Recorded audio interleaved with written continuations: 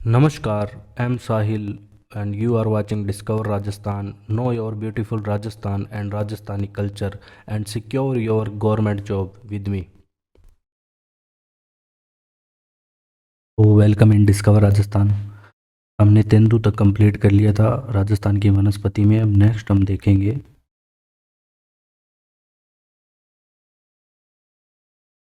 खस के बारे में। ये खस एवं पाम रोजा भी कहते हैं क्या? पाम रोजा।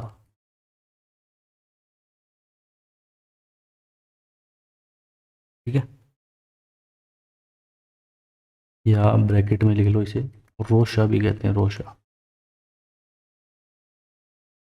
ये क्या है? ये एक विशिष्ट प्रकार की सुगंधित घास है। क्या है? विशिष्ट प्रकार की सुगंधित घास है। अब इसका क्या उपयोग किया जाता है? इसका उपयोग मुख्य रूप से इत्र बनाने में, इत्र बनाने में, शरबत बनाने में,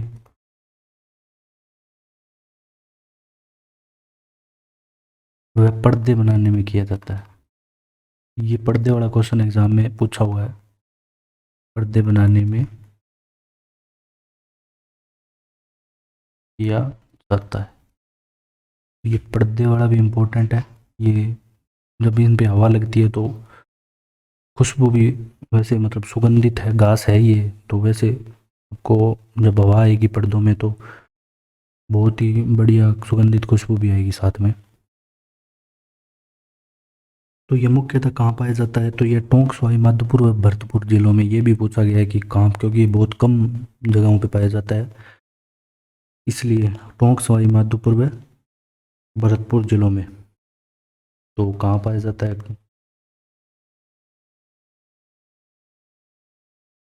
कहाँ पाई जाती है ये घास? टोंक, सवाई माधोपुर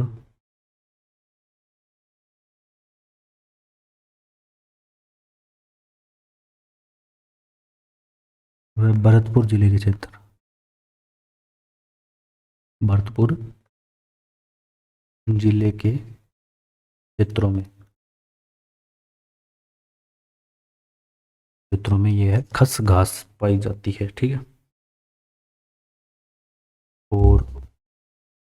और भी सुगंधित घासें हैं, जैसे मोतिया व बुर सुगंधित घास है जो पश्चिमी राजस्थान में पाई जाती है। ठीक है। कौन सी? सुगंधित घास देख लेते हैं, अपने नीचे लिख देते हैं। अन्य सुगंधित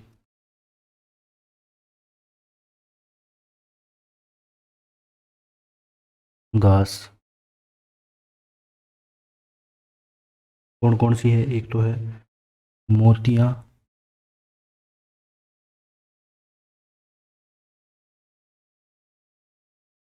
मोतिया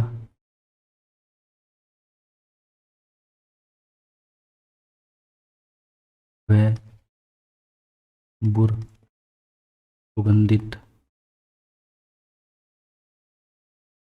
घास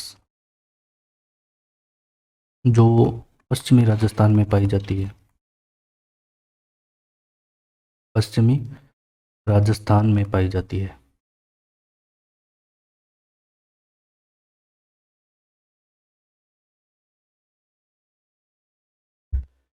और जो बुर घास है वो मुख्यतः बीकानेर, कोलाई, देशनोक, नोखा व सरदार शहर के आसपास मिलती है। ठीक है। तो ये लिख लेते हैं अपने, बुर घास ये मिलती है आपके बीकानेर, कोलायत, देशनोक और नोखा व सरदार शहर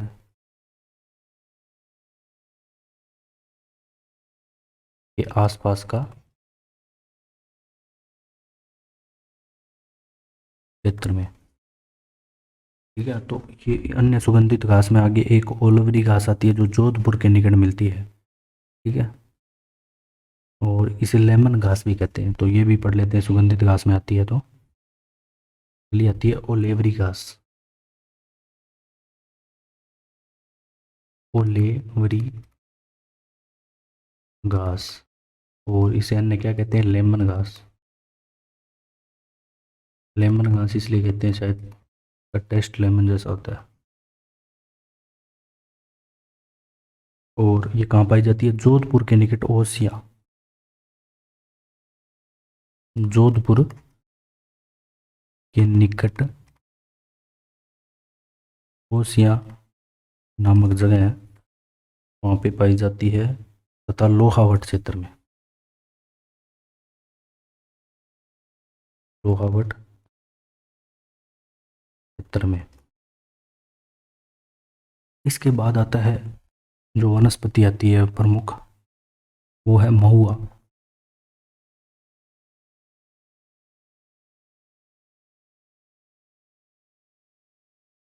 अब जो महुआ है, इससे देसी शराब बनाई जाती है, और आदिवासी लोग बनाते हैं महुआ से देसी शराब।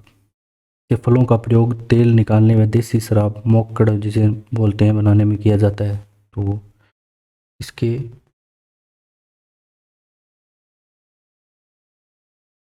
फलों का प्रयोग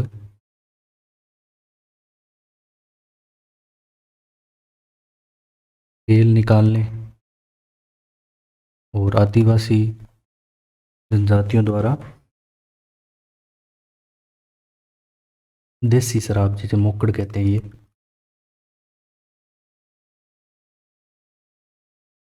मोकड़ बनाने में किया जाता है।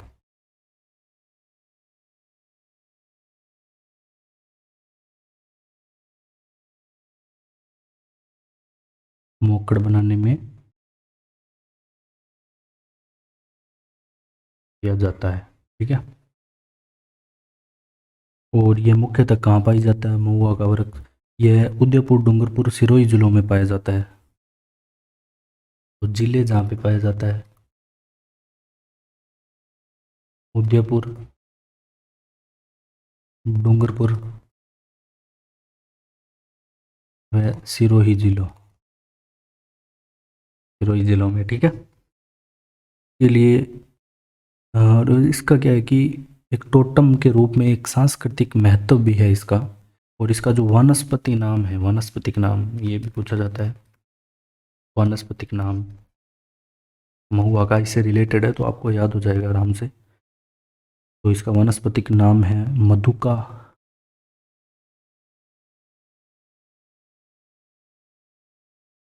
लोंगिफोलिया। लोंगिफोलिया, मधुका लोंगिफोलिया इसका वैज्ञानिक नाम है महुआ का। ठीक है, और राजस्थान में मेवाड़ी या मारवाड़ी में इसे डोलमा भी कहा जाता है। तो मेवाड़ी या मारवाड़ी में नाम इसका क्या हो गया? डोलमा। ठीक है, और ये थी महुआ के बारे में प्रमुख बातें। और इसे आदिवासियों का कल्पवृक्ष भी कहते हैं। ठीक है, आदिवासियों का कल्पवृक्ष, आदिवासियों का कल्पवृक्ष।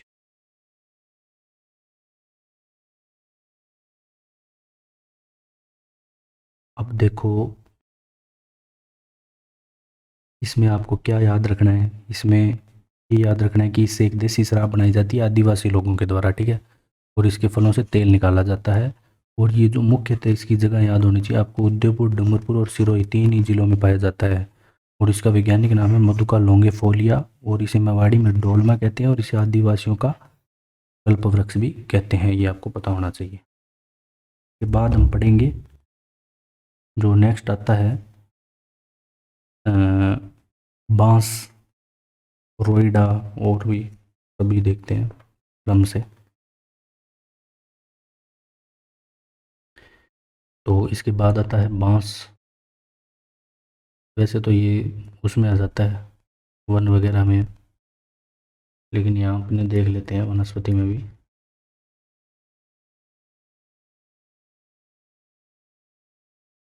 तो बांस ही है वृक्ष, मुख्यतः आबू पर्वत, बांसवाड़ा, उदयपुर व कोटा में पाया जाता है बांस। ठीक है, ये आदिवासियों का हरा सोना भी कहते हैं। ठीक है, इसे क्या कहते हैं? आदिवासियों का हरा सोना। सबको पता है बांस हरा होता है, फिर भी कहते हैं आदिवासियों का हरा सोना भी कहते हैं।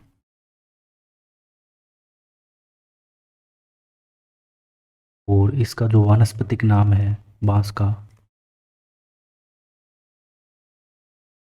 वो है बम्बूसा वल्गैरिस। ये भी पूछा जा सकता है आपसे, बम्बूसा। ठीक है, बै से बम्बू और बै से बांस, आराम से याद हो जाएगा ये, बम्बूसा वल्गैरिस, वल्गैरिस। और अंग्रेजी में इसे लिखे तो ये ऐसे लिखा जाएगा, बम्बूसा वल्गैरिस। ठीक है, और बांस ये मुख्यतः कौन से एरिया में पाया जाता है? जिले जहाँ पे पाया जाता है, बांसवाड़ा, आबू पर्वत पे,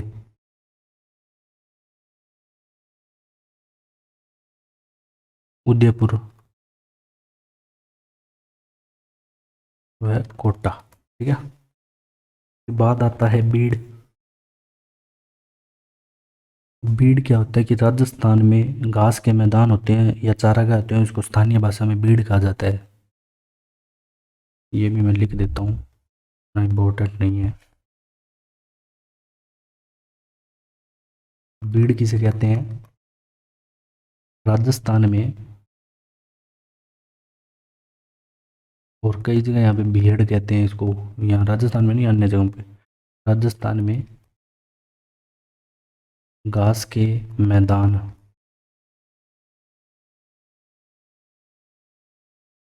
या चरागाहों को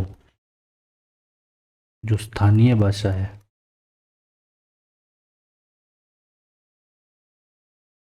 में बीड़ कहा जाता है।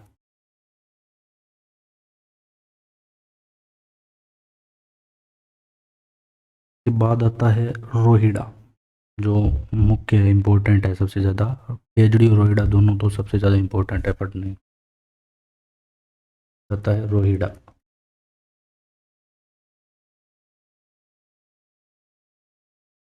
मरुस्थल का सांगवान भी कहते हैं इसे। रोहिड़ा को क्या कहते हैं? मरुस्थल का, मरुस्थल का सांगवान। और इसका अन्य नाम है मारवाड़ का टीक भी इसे कहते हैं। ये पूछा गया एग्जाम में बहुत बार, मारवाड़ का टीक किसे कहते हैं? तो रोहिड़ा को मारवाड़ का टीक या टिक्का।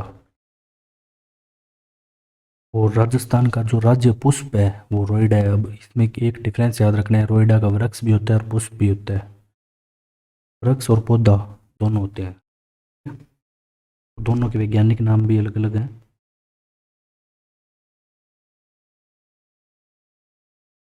और जो राज्य पुष्प है राजस्थान का,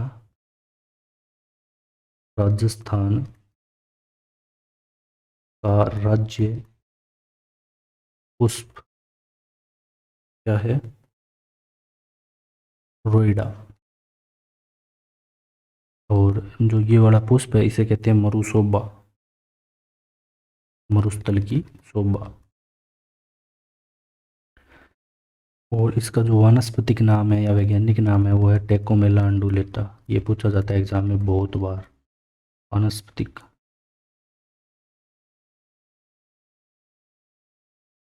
वानस्पतिक नाम टेकोमेला अंडुलेटा।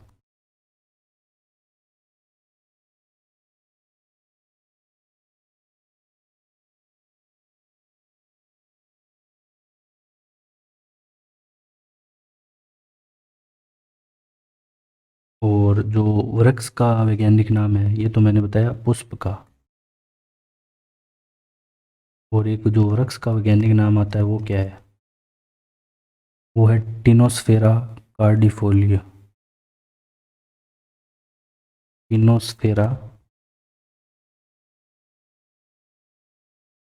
कार्डिफोलिया, ठीक है। और सर्वाधिक ये जिले नागौर में पाया जाता है और क्षेत्र शेखावटी में पाया जाता है, और इसका उपयोग रोइडे का उपयोग बंदूक की बट होती है वो बनाने में किया जाता है।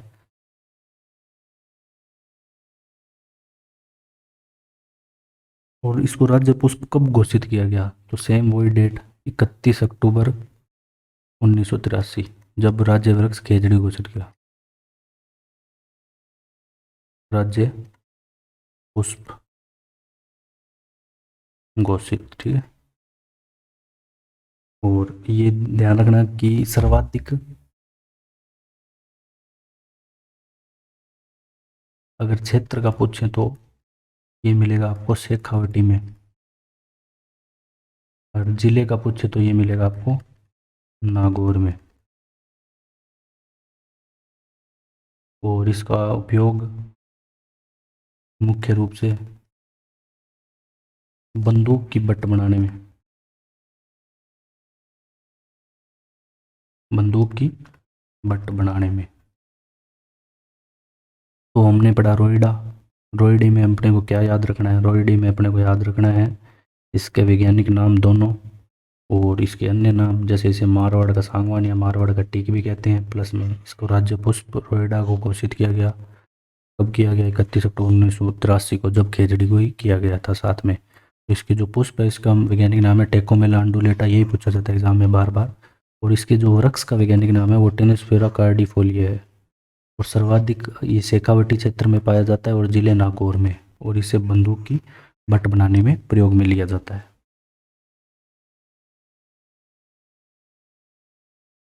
और अब हम बात करते हैं गोंद की।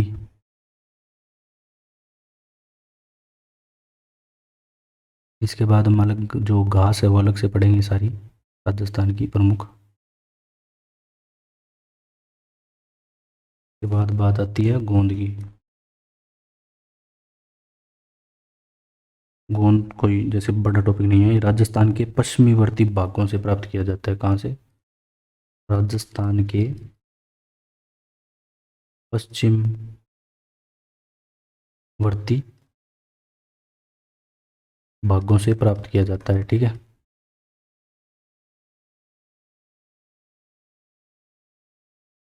ये आपको पता होना चाहिए। और मेन है जो बाड़मेर जिले के चोटन का गोंद बहुत प्रसिद्ध है। कहाँ का गोंद प्रसिद्ध है, तो ऐसे लिख लो कि गोंद जो प्रसिद्ध है कहाँ का है, जो बाड़मेर जिला है उसमें चोहटन का, ठीक है, बाड़मेर जिले में चोटन का गोंद प्रसिद्ध है। अब नेक्स्ट आता है चंदनवन।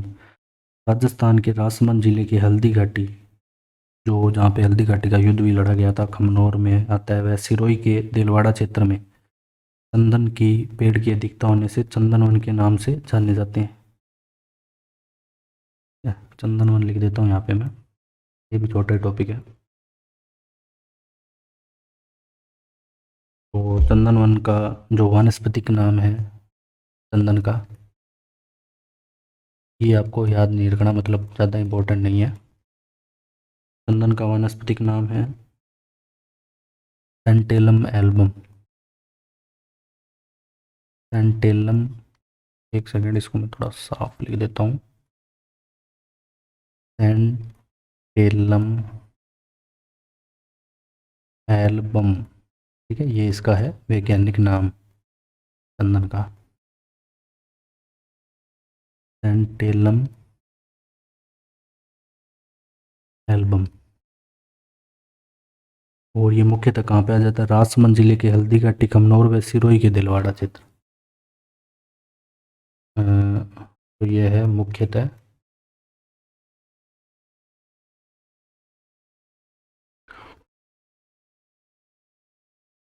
हल्दीघाटी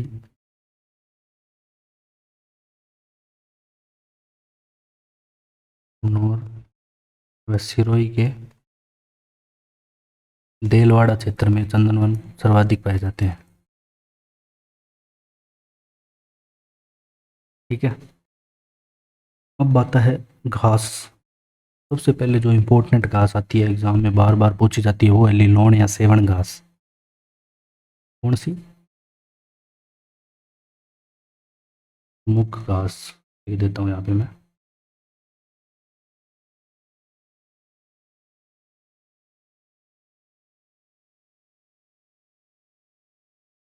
तो प्रमुख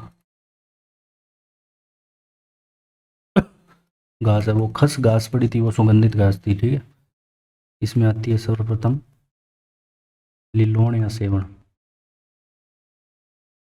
इसे सेवण भी बोलते हैं, सेवण घास।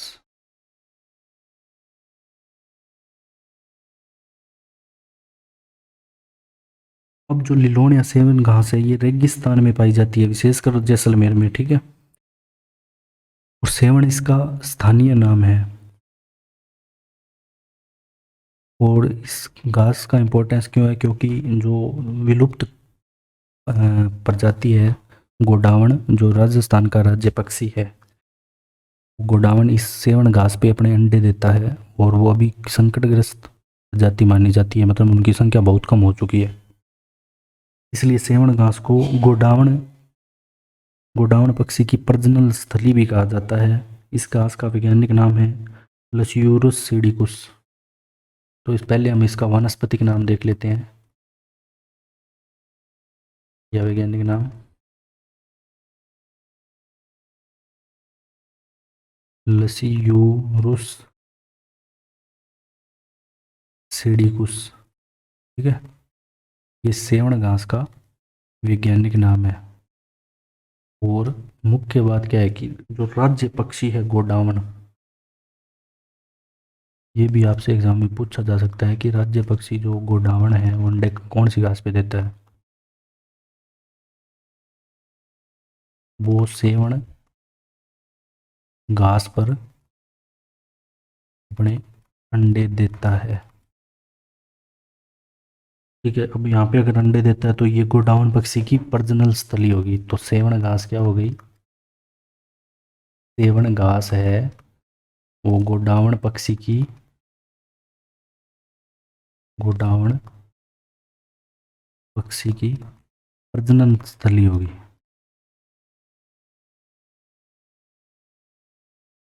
स्थली कहलाएगी। ठीक है। अब आगे हम बात करते हैं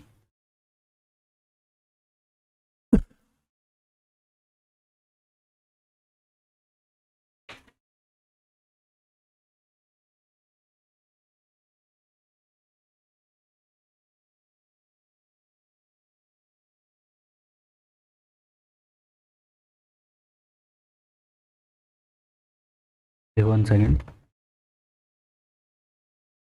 और सर्वाधिक जैसे इसका राजस्थान की सबसे लंबी घास यही है, पौष्टिक घास ये भेड़ बकरियां खाती है ये। ठीक है? तो इस उत्पादन और लिख लो इसमें सर्वाधिक उत्पादन, सर्वाधिक जैसलमेर में। बस इसके बारे में आपको इतना ही पता होना चाहिए। उसके बाद तेंदू के बारे में हमने पढ़ लिया था। और ये मध्य प्रदेश में तेंदू के वृक्ष ज़्यादा पाए जाते हैं, यहाँ पे मैंने आपको बता ही दिया था। अब आता है बजेड़ा। बजेड़ा क्या होता है? डायरेक्ट पूछा जाता है कि बजेड़ा किसे कहते हैं, तो पान के खेत को बजेड़ा कहते हैं। ये बहुत बार एग्जाम में आप, तो पान के जो खेत होते हैं, पान के खेत को बजेड़ा कहते हैं। ये आपको डायरेक्ट याद रखना है। इसके बाद आती है दामन घास। कौन सी? दामन।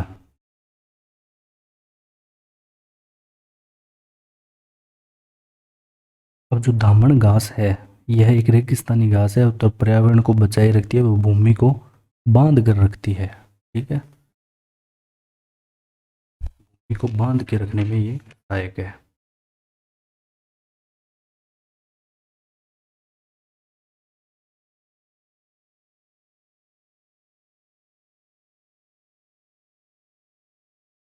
तो बस इस दामन में आपको इतना ही पता होना चाहिए कि यह एक रेगिस्तानी घास है।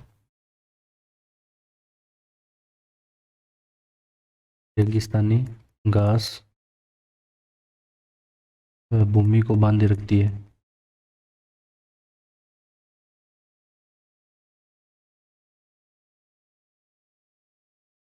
नेक्स्ट जो हमारा आता है करड़ घास, ये पशुओं के लिए उत्तम हरी घास है करड़ घास। उसके बाद आता है अंजन घास। तो करड़ भी एक घास है। तो इसमें बस इतना ही पता होना चाहिए कि पशुओं के लिए उत्तम है।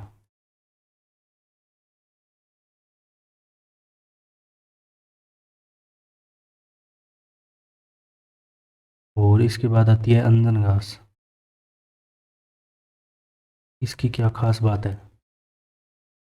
अब जो जो अंजन घास है, यह मरु क्षेत्र की घास है जो गायों और घोड़ों के लिए सर्वाधिक उपयुक्त समझी जाती है। अंजन घास गायों व घोड़ों के लिए योगी। तो इसके बारे में आपको ज़्यादा डिटेल में नहीं पढ़ना है, ज़्यादा इम्पोर्टेंट भी नहीं है ये, ठीक है।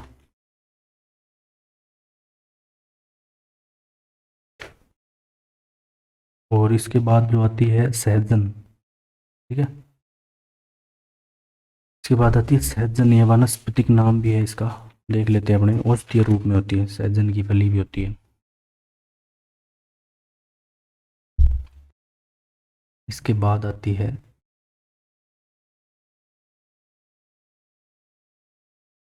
सहजन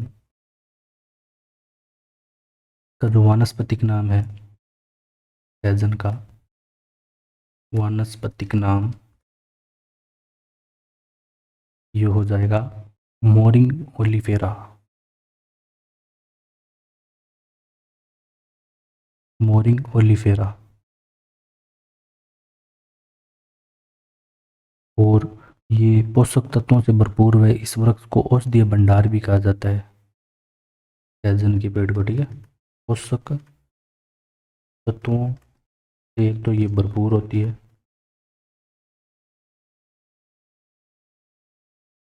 सहजन।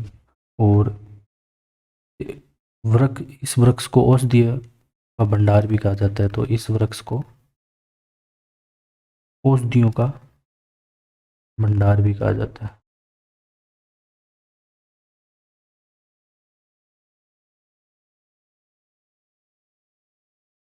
तो इसमें क्या कि हमारी प्रमुख जो वनस्पतियाँ हैं जितनी भी है वो कंप्लीट होती है। और अभी हम देख लेते हैं इसमें जंगल की सुंदरता या जंगल की ज्वाला पलाश को कहते हैं, हमने लिखा था। और भी देख लेते हैं जो पूछे जाते हैं एग्ज़ाम में। फिर इसके बाद हमारा जो ये वनस्पति है राजस्थान की, ये टॉपिक कंप्लीट हो जाएगा। उसके बाद हम वन रिपोर्ट अलग से करेंगे। तो सबसे पहले जंगल की सुंदरता किसे कहते हैं?